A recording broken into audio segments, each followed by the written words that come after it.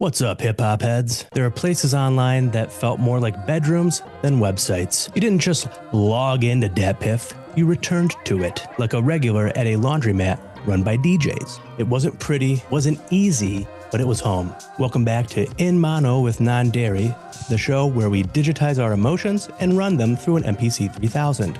Today, we're pulling the curtains closed on a place that meant everything to a certain kind of music lover. Today, we talk about the authority in free mixtapes, DatPiff.com, the mixtape motel with no housekeeping and 8,000 broken elevators. And I miss it every day. Is that one good?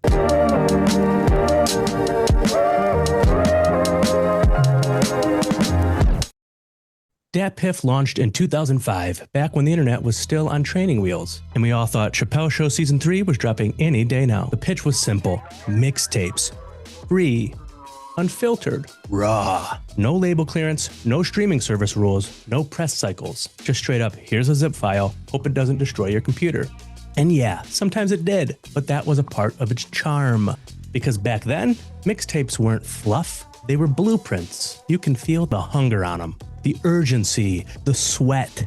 And DatPiff was the warehouse, the place where these things lived. I mean, one night you're downloading a 14-year-old from Detroit rapping over a Dilla beat at 2 a.m., and the next night, it's a chopped and screwed version of Black on Both Sides, hosted by DJ Habanero. Nothing made sense, but it all fit. Every time you heard DatPiff.com in the first 5 seconds, you knew you were somewhere real. 2010 to 2014, that was the sweet spot.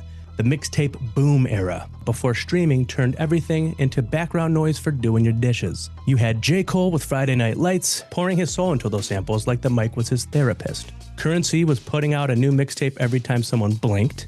Big Crit turned car speakers into cathedrals. And Mac made growing up sound like a party and a funeral sharing the same Uber. And then came 1999, Joey Badass time-traveling through the 90s with just a mic and a Mets cap. And Capital Steez dropped American Corruption, and suddenly Paranoia had a flow. It was political, it was personal, it was everything. You didn't just listen to these tapes, you discovered them, you burned them to a CD, you passed them around. They felt earned, and in a way, they belonged to us. But listen, DatPiff wasn't tidy. It was messy. Half the time, the tapes weren't even official. Some guy with LimeWire and a vision would throw Lil Wayne acapellas over a Dipset beat, slap a tag on it, and upload it as Lil Wayne, Lean Syrup Scriptures, Volume 4. And Wheezy had no idea it even existed.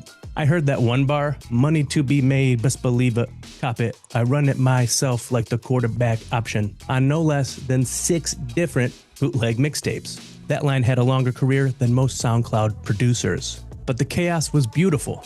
You didn't know what you were gonna get. That was the fun. It was like opening a loot box. If the loot was comprised of a crappy desktop computer, torrented Fruity Loops, and some kid from Chicago spitting his heart over a Chipmunk soul sample. And then you had the game. This man dropped so many anti-G-Unit mixtapes, he basically declared war. Every drop felt like an audio PowerPoint titled, Why Lloyd Banks Must Be Stopped. You had Ghost Unit, You Know What It Is, Volume 3, Stop Snitchin' Stop Lyin', which sounds like a Jadakiss ad-lib that got its own solo career. That was actually the first mixtape I ever got. He didn't take anybody out, which, you know, is great news, but if diss tapes were crimes, Game would have needed a presidential pardon. And then it just ended. One day you typed in DatPiff.com, and instead of mixtapes, you got archive.org. A polite redirect, like a song you forgot you loved, playing quietly in another room, guiding you out of a dream. The mixtapes? Gone. All the cover art that looked like a GTA loading screen? Gone. The clunky site? Gone. All gone. Sure, the YouTube is still up, the socials still, post, but that spark, that thing that made DatPiff, yeah, it's not there anymore, because it wasn't just the music. It was the thrill of downloading something raw, underground, and unfiltered, knowing you were witnessing someone's come up, not their campaign. That's what we lost. But even if the site's gone, the impact isn't. DatPiff taught us to dig, to trust our ears, and find beauty in imperfection. It gave me new heroes. It made me care about beats, about bars, about sequencing, about skits. And I've only talked about a small percentage of the mixtapes I was into. Don't even get me started on Lupe Fiasco's Friend of the People, or Kendrick Lamar's Overly Dedicated, or Earl, or Bastard, Stolen Youth. I could probably do a whole video about Captain Murphy's Duality. We all have memories of mixtapes like that.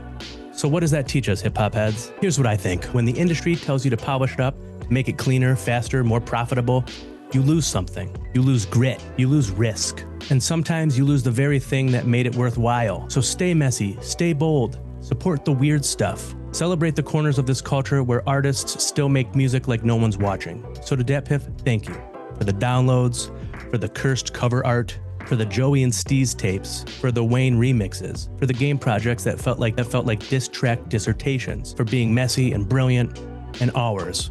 So tonight, find that old hard drive, play Live Love ASAP, run back 1999, let that DatPiff.com tag hit like a bootleg hug, because DatPiff wasn't just a site, it was a spark, and if we're lucky, the spark still lives in us. I'm Nine Dairy, you've been beautiful hip hop heads, and this was In Mono. Don't forget to like and subscribe if you like hot beats.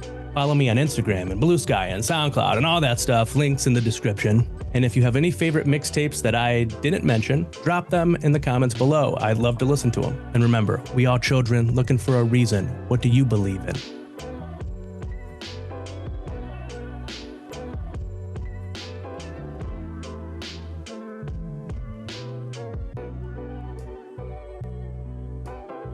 But if